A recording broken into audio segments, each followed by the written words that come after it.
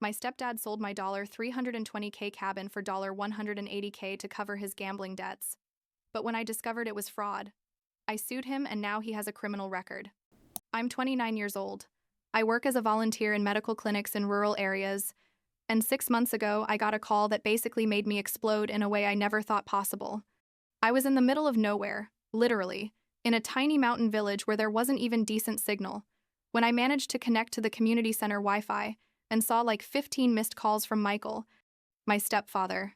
And you know, when you see that your stomach just drops because Michael never calls me? Never. So I thought something had happened to my mom or something serious, you know? So I called him back with my hands shaking, and the first thing he says to me, without even asking how I am or where I am, is Sarah. I sold the cabin. Just like that. Like he was telling me he'd been to the grocery store or something. I stood there with the phone against my ear, trying to process what I'd just heard, because honestly, it sounded so absurd. I thought I'd misunderstood. What cabin? I said, even though obviously, I knew exactly which cabin he was referring to. The mountain cabin, he tells me, like it was the most normal thing in the world. I needed the money. Sarah, I had some debts to pay. And I'm there like, excuse me, some debts? Because that cabin wasn't just his. It wasn't even primarily his. It was mine and Jennifer's, my best friend since college, and we'd bought it together like 4 years ago with our savings, our sweat, our effort. Let me backtrack a bit so you understand why this destroyed me so much. The cabin was our place. You know what I mean? Jennifer and I found it when we were looking for an investment, something we could use as a weekend getaway but also rent out when we weren't there. It's in the mountains, like 3 hours from the city, surrounded by pine trees and with an incredible view of the valley. It was a mess when we bought it, like everything needed fixing. The roof leaked, the pipes were rusty, but it was perfect. We put all our money into it, worked together, on the renovations every weekend for months, painted, sanded, installed new floors. It was ours, completely ours. Now, Michael comes into the equation because, well, he's my stepfather. He married my mom when I was like 16, he's 54 now, I think. And he's always been kind of intense about money stuff. He played poker, bet on horse races, that sort of thing. But I never thought it was that serious. My mom always defended him, said it was his way of relaxing, that everyone has their vices, you know, the typical speech. I hadn't lived with them since I left for college, so honestly, I didn't pay much attention to their business. The thing is that like 2 years ago, Michael had a pretty ugly financial crisis. He lost his job at a construction company and things got tough for them. Jennifer and I, being the decent people we are, decided to add Michael as a co-owner of the cabin on the papers because he helped us with some legal paperwork when we bought it and because, well, he's family and we wanted to help him have some stability. But, and this is super important, we signed a specific legal agreement that said no decision about the property could be made without the consent of all 3 parties. Meaning, all 3 of us had to agree to sell, long-term rent, or make any major changes. That was very clear in the documents. So when Michael tells me on the phone that he sold the cabin, I literally felt like I'd been punched in the stomach. What do you mean you sold it? I yelled at him, and people in the community center started looking at me weird, but I didn't care. You can't sell the cabin. Michael, it's not just yours. And he, with that condescending voice he always uses when he wants to make you feel like you're the problem, tells me that technically as a co-owner he could, that he spoke with a real estate agent and everything was in order, that the money was already in process and that basically there was nothing left to do. I asked him how much, because I needed to know the magnitude of the disaster, and he tells me $180,000. The cabin was easily worth $320,000. I mean, he sold it for nothing, for a fraction of its real value. And you know what was the worst part? When I asked him why he needed the money so urgently, after making me beg for a while, he finally admits he had gambling debts. Gambling debts.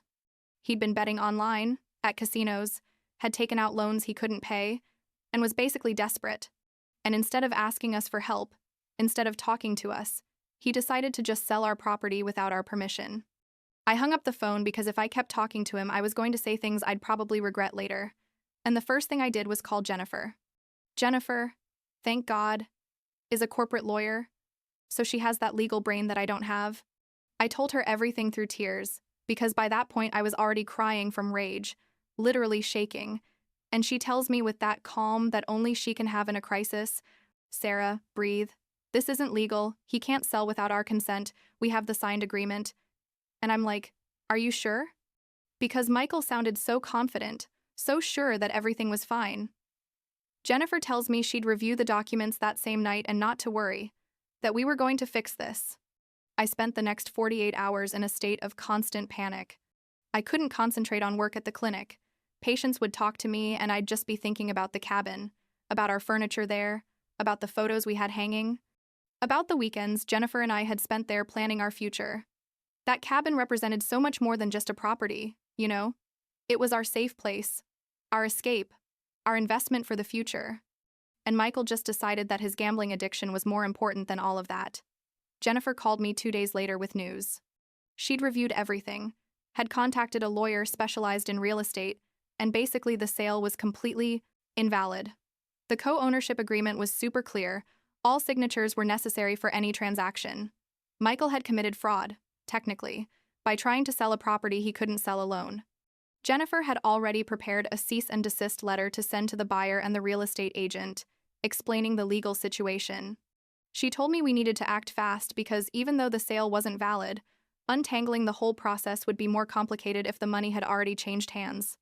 I finished my volunteer work as best I could. Honestly, those last 2 weeks were a total blur, and flew back home. The flight was eternal, like 16 hours with layovers. And that whole time I was thinking about what I was going to say to Michael when I saw him. Because it's one thing to talk on the phone and another thing to confront him face to face. Jennifer picked me up at the airport and we went straight to my mom's house, where Michael was. The confrontation was, I don't know how to describe it, kind of surreal. I knocked on the door and my mom opened, and I could see on her face that she already knew that I knew everything. She hugged me, but it was an awkward hug, tense, and she told me Michael was in the living room. I went in, and there he was, sitting in his favorite armchair watching TV like nothing had happened. He saw me and had the nerve to smile. "Sarah, good that you arrived," he tells me. He didn't even get up. I sat in front of him. Jennifer stayed standing near the door, and I told him, "I need you to explain to me exactly what you did and why you thought it was okay." And he, started with this whole story about how the debts were very serious, that there were dangerous people involved. Total lie. We found out later that he needed the money or he was going to lose everything, that the cabin was the only solution. I told him, "Michael, the cabin isn't yours to sell. We have a legal agreement." And he had the audacity to tell me that was just a technicality, that as a co-owner he had rights, that the agent told him he could do it.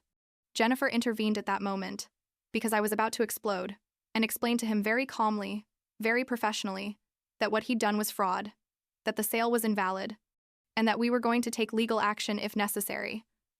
Michael went pale, like he really hadn't thought there would be consequences.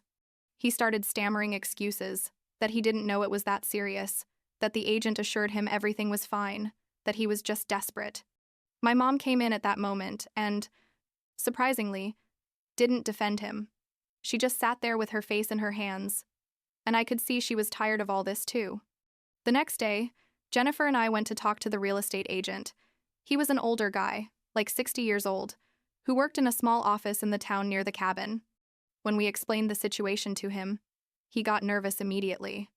He showed us the documents Michael had signed, and, sure enough, only his signature was there, not ours. The agent said Michael had assured him he had complete authorization to sell, that it was an emergency sale due to financial problems. Basically, Michael had manipulated him too. Jennifer handed him a copy of our co-ownership agreement and a legal letter explaining that the sale was fraudulent. The agent, whose name was Robert, I think, became super cooperative. He said he'd cancel the transaction immediately, that he'd contact the buyer and explain the situation. The buyer turned out to be a young couple who wanted the cabin as a retirement home, and when they found out about all the legal mess, they obviously backed out. I don't blame them. Who would want to get involved in that drama? But Jennifer and I decided we weren't going to leave it there. Michael had committed a crime, technically, and there needed to be consequences. Not because we wanted to destroy him or get revenge, but because this was serious. He'd tried to rob us, basically. Jennifer contacted the local police, and we filed a formal complaint. That's where we met Detective Thompson, a serious but fair guy who took the case very seriously. The investigation took like 3 weeks. Detective Thompson interviewed Michael. The real estate agent reviewed all the documents, everything. Michael tried to argue that it had been a misunderstanding, that he really thought he could sell, but the documents were crystal clear. The co-ownership agreement we'd signed was legally binding and specific. There was no room for interpretation. The detective explained to us that Michael was going to be formally charged with fraudulent misrepresentation and attempted theft. The charges were serious.